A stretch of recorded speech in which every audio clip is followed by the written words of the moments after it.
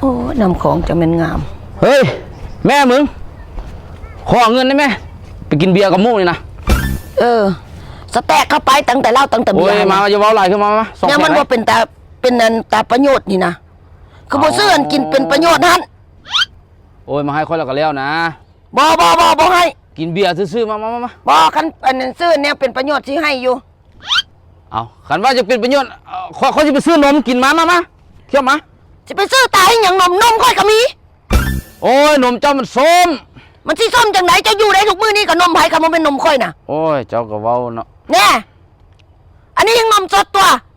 จากเต้าเอาบ่ให้แล้วก็ย่าเด้อบ่ให้แล้วย่าบ่ต้องเอาเงินน่ะพี่น้องมีผัวบ่ดีมันก็เป็นแนวนี้แหละแต่ละมื้อแต่ละเว้นนะนี่พี่น้องค่อยสิมีสินค้ามานำเสนอก็คือน้ำหอมวินพัดเนาะ